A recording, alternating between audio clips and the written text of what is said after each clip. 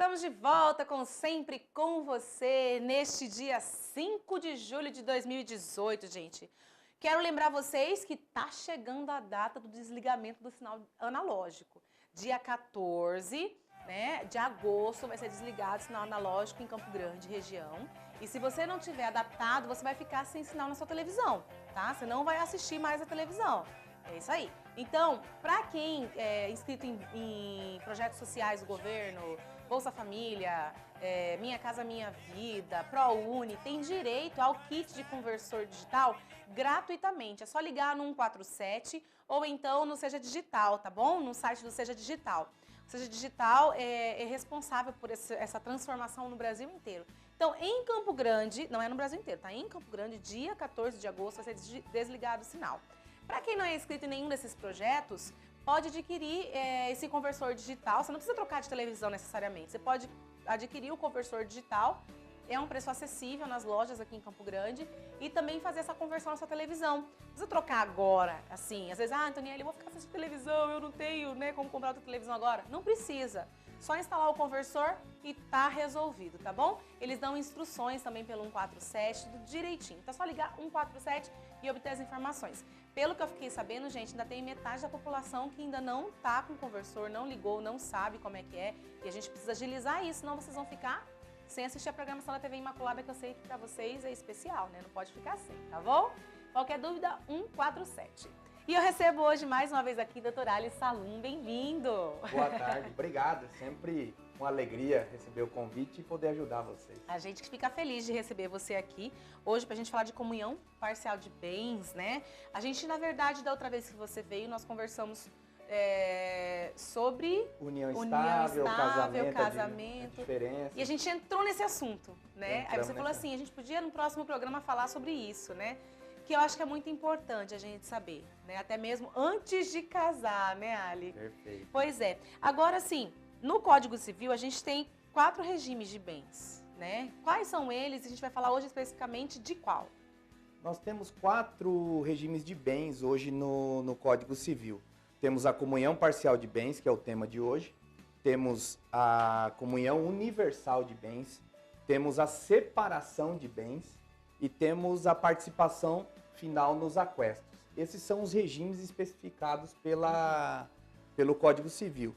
Temos também o pacto antinupcial, e depois, mais para frente, nós iremos explicar melhor isso. É diferente dos regimes? Não, na verdade é apenas como se fosse um contrato feito antes do casamento, que pode se misturar todos esses regimes, as partes que vão dizer sobre o que elas querem fazer com seus bens, que elas já possuem, e os bens que elas irão adquirir. Então, e as pessoas, assim, podem mudar esse regime de bens durante o casamento? Sim, sim, desde que fundamentadamente, com bons argumentos, e isso será feito pela via judicial, será pedido ao juiz para fazer essa mudança, explicando os motivos por quais eles querem alterar, se querem da comunhão parcial para a comunhão universal ou vice-versa. E isso é feito pela via judicial para resguardar terceiros. Eventualmente houve a compra de um imóvel ou alguma dívida para ser paga, enfim, para resguardar os terceiros também, não prejudicar ninguém. Então, como que funciona esse regime de comunhão parcial de bens? Comunhão parcial de bens é o mais comum, quando as partes não conhecem, não sabem qual regime elas querem, digamos assim, contratar quando do casamento, por isso em aspas a palavra contratar, a lei diz que vai ser usado o regime da comunhão parcial de bens. E o regime da comunhão parcial de bens, alguns professores de direito de família dizem assim: o que é meu, o que é seu antes do casamento, depois do casamento, o que é seu é nosso e o que é meu é nosso. Então, aquele bem que as partes têm antes do casamento é delas, e num futuro divórcio, que não é essa a intenção de quem se casa, mas... A gente espera que não seja. Caso venha a ocorrer um divórcio... esse bem não é partilhado, isso fica para a pessoa desde sempre.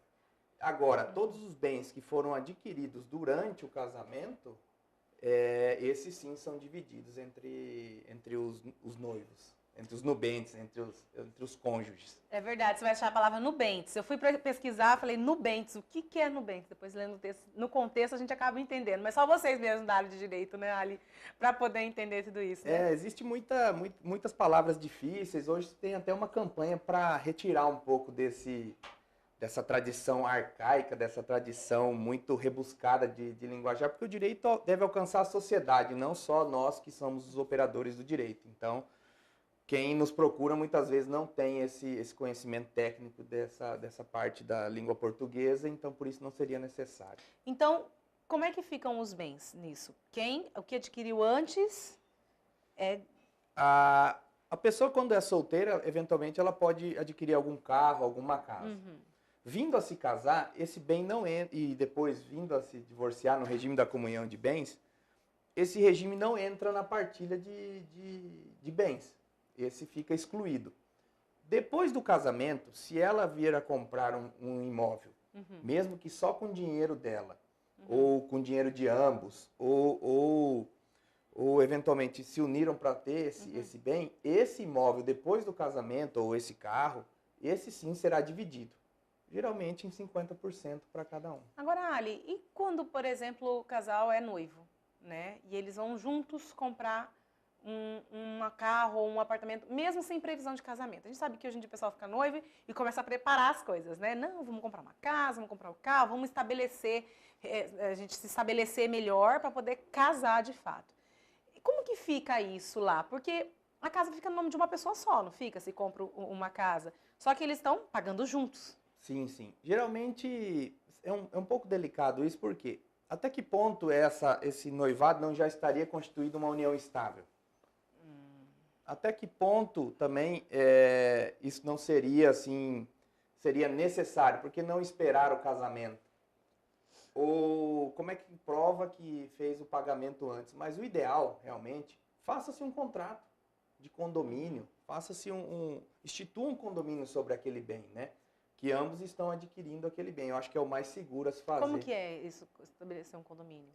O condomínio é uma união de pessoas que são proprietárias de um bem. Quando ocorre o casamento, já é automático serem proprietários desse bem. Quando não são, por exemplo, dois amigos querem comprar um imóvel, haverá um condomínio. Entendi. Então isso tem que ser feito no cartório, instituir esse condomínio. É fora do contrato da casa. Fora. Porque a casa vai estar no nome de uma pessoa só. Sim. Né? Então. Pode ser que seja feito antes, né? Juntamente com o contrato da casa. Geralmente todos hoje, a grande parte das pessoas financiam bens, né? Isso. Então é onde tem dado os maiores problemas nos divórcios, essa questão de bens financiados, né? Porque muitas vezes existem dívidas ainda, existe saldo a ser pago.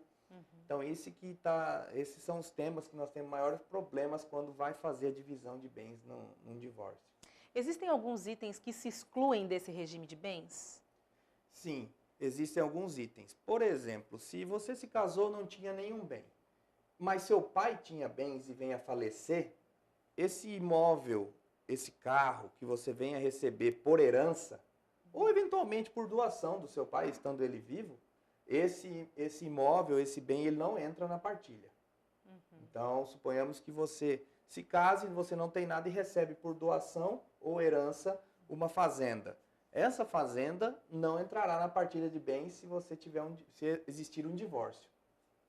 Ah, bacana. Esse é um dos pontos. Outra coisa que não se comunica. Os bens de uso pessoal. Livros, instrumentos de profissão, jogos, ferramentas. Não, meus jogos ninguém mexe, né? Tralhas de pesca, nada disso. Esses dias eu vi um colega, inclusive, fazendo, que o videogame dele não entraria no divórcio dele. Um colega advogado que estava fazendo o divórcio dele e postou na sua rede social que o videogame ele não iria dividir. Tem que os pendrive de modão também, né? Que não Também pode entrar. não. É uma música que fala, né? Leva tudo, menos meus pendrive de modão. Material de churrasco. Então eles não se dividem essas coisas. Nossa, deixa eu te fazer uma pergunta que me veio agora. Animais, essas coisas, eles são considerados como bens? É uma discussão, no Brasil eles são considerados como coisas, né? Então, assim, essa divisão de bens, o que tem acontecido no país? Tem se tratado muito de guarda e direito de visitas, saindo um pouco dessa parte de coisas, porque quando você tem um animal, ele é um bem indivisível.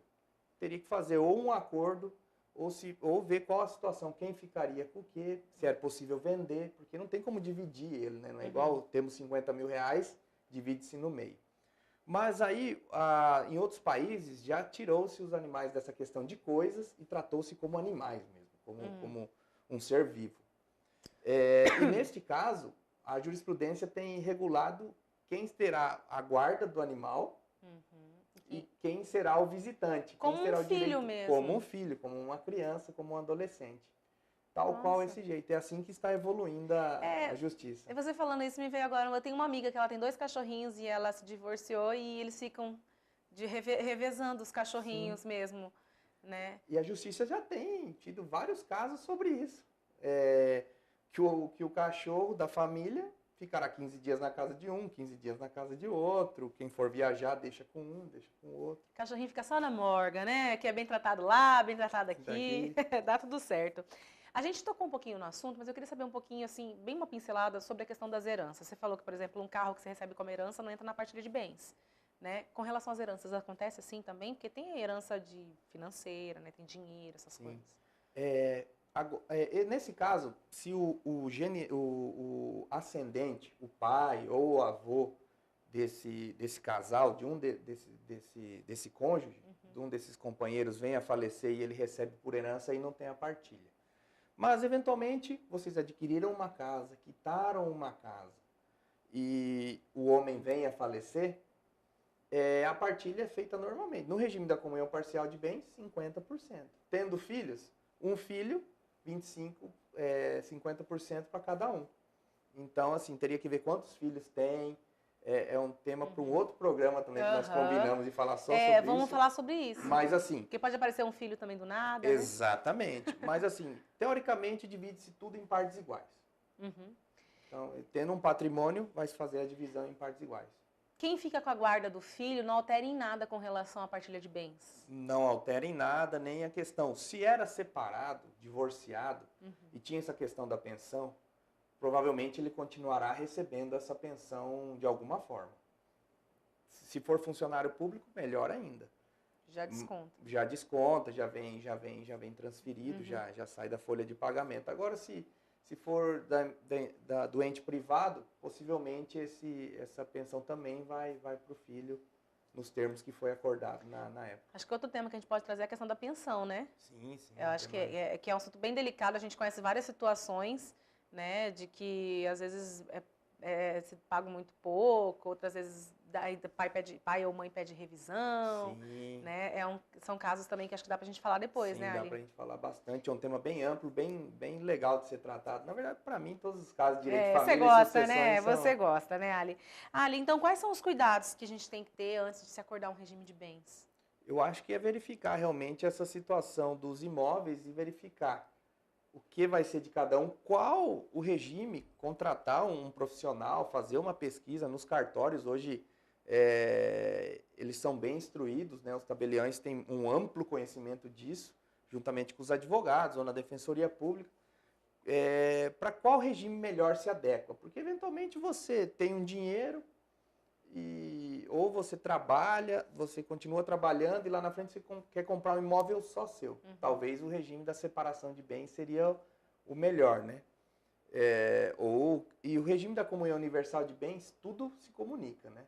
Então, comprou é dos dois. Comprou é dos dois, ganhou de herança é dos dois, ganhou de doação é dos dois, comprou antes é dos dois, tudo se comunica.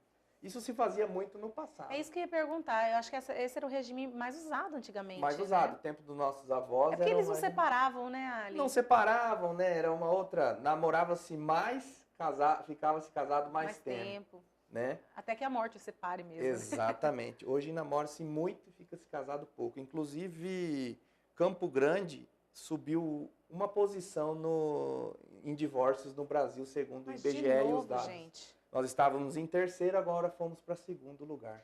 Que eu não acho que deva ser comemorado. Né? Não deve. Ali, muito obrigada, viu? Pela sua participação mais uma vez. E a gente já vai bolar já o próximo tema pro mês que vem. Pode ser? Pode contar comigo, estou à disposição. Obrigada. A gente fica feliz em te receber. Nós vamos agora para um rápido intervalo. Daqui a pouquinho o Adamo Antonioni está de volta aqui com as notícias. Não sei se vocês estão sabendo, mas o gás de cozinha subiu de novo a partir de hoje. Então ele vai trazer essas informações pra gente, tá bom? Não sai daí não, a gente já volta.